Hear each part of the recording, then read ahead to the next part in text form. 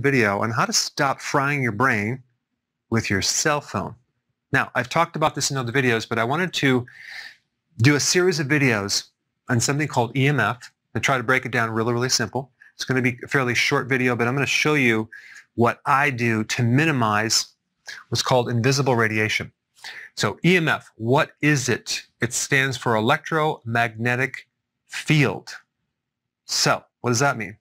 Well, you have an electric component to it, you have a magnetic field part of it, and you also have other fields of energy, radio frequencies, and even microwaves. Typically, you think of microwaves being the microwave oven, but there's other things that will give you microwaves, including your cell phone. The problem is it's not regulated by safety codes at this time. So it's kind of like at some point in time, people started smoking, and smoking was considered actually beneficial for you. You also had DDT, which was considered beneficial. You also had asbestos, which was considered safe. And then you had sugar, which was considered beneficial at one time. And then years later, they find out, oh, we didn't do the safety testing on that long enough, so whoops, sorry. So we're going to put some regulation in. So right now, unfortunately, there's not a lot of safety testing going on. Now, let's first talk about the electrical fields. So you have all these little electrons going through a wire that's called the current going through the wire. And the pressure that's pushing this electricity is called the voltage. So it's the pressure from a power source. So the more pressure or more voltage, the more electrical field you're going to have on the wire. And so let's say, for example, you're trying to sleep at night, and right next to your bed, you have a light source, you have your alarm clock, you have some other electrical devices. And some people might have the consideration that if they turn the light off, the electrical field goes away.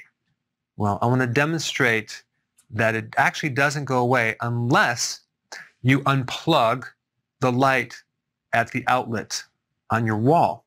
Because even though you turn the light off at this level, if you were to open up this wire, it would be hot or live. In other words, there's voltage in that wire that is generating an electrical field unless you disconnect it at the wall. And so there's different switches that you can get. You can plug it into the wall and then plug your light into there. So you can turn things off at the outlet level so there'll be less electrical current coming from these wires next to your head while you're sleeping.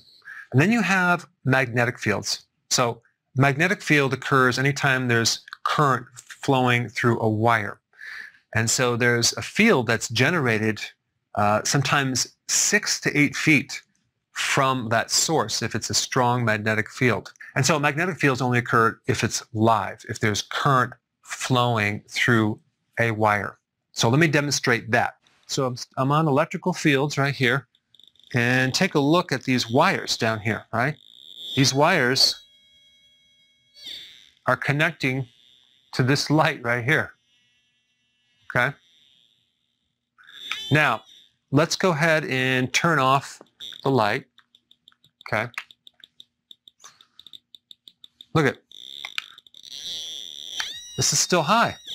The wire is still high because there's voltage in this cord. So we want to turn it off at the outlet or just unplug the light or other devices next to your bed.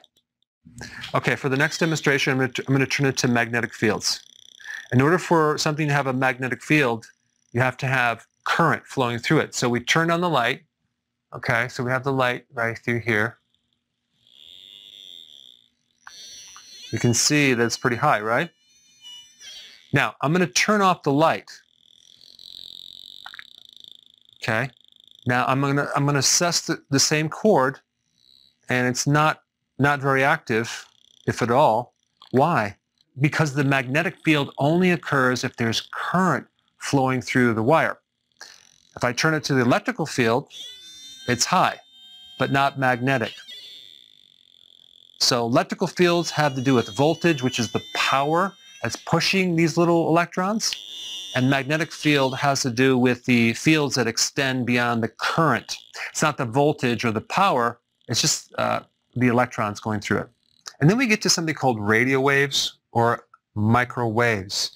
And for that topic, you have a router. You might have a cell tower that is sending signals to your cell phone. And so if your phone is close to your head, your brain, you're going to be getting exposure to microwaves. Not to mention maybe some magnetic and electrical fields as well. So let me do a little demonstration with the cell phone to show you. All right, so now we're going to turn this all the way to radio frequencies, okay? I'm going to get it close to my cell phone right here.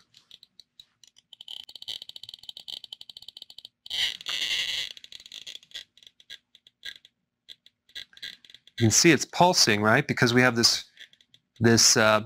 cell tower is sending signals every so often. Okay, so now I'm going to actually make a call. I'm going to call Jared.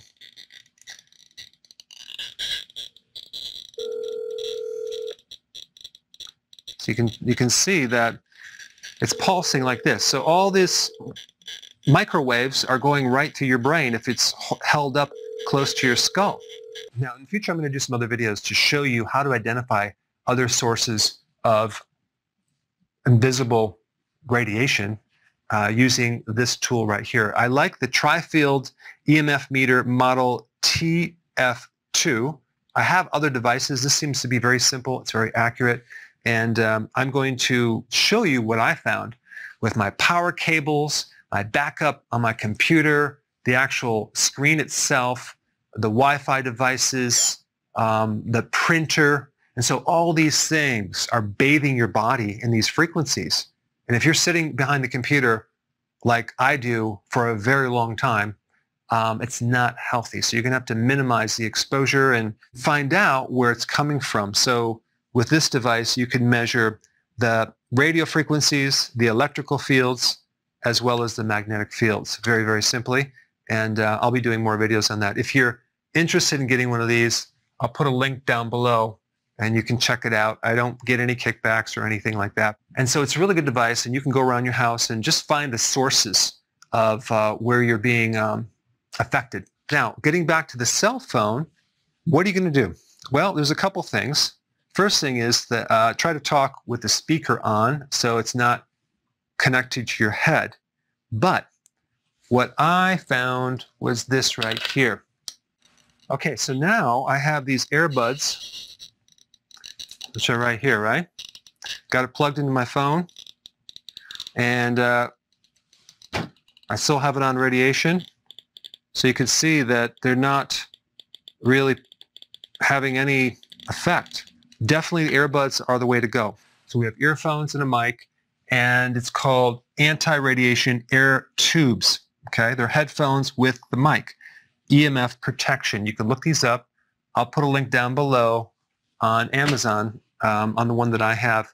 But again, I don't get any kickbacks or any commissions, but I just want you guys to know about this. So what's cool about this is that there's just a tube between this source and your ear. So it gives you some space so you don't have a direct electrical wire going into your ear. That's why I don't recommend the Bluetooth devices where you're sticking the ear. Now the sound pickup is not perfect, but it's doable. So what you would do is you would put these in your ear, and the problem is that this is not going to connect into your cell phone. Okay, so you have to get an adapter. And so I got an adapter right here. I'll put a link down below, which plugs into this 3.5 millimeter jack. Then I can stick this into my cell phone. So now I can hold the source of the radiation over here and not have it affect my brain. Now I am doing a lot of Zoom presentations all day long. So what I did is I got an adapter for that too.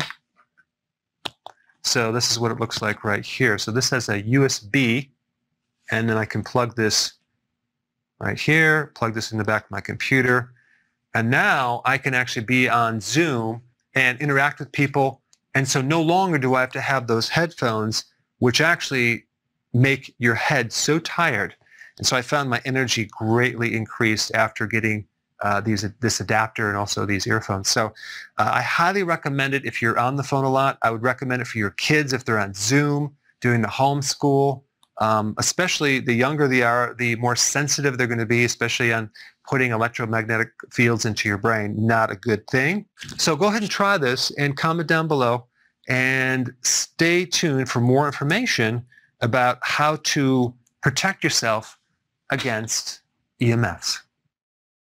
Before you go, if you have a question about a product, or you're new to keto and you want to know how to begin keto, or you're on keto and you need a debug because it's not going as smooth, I have a keto consultant standing by to help you. This is just for the people in the US.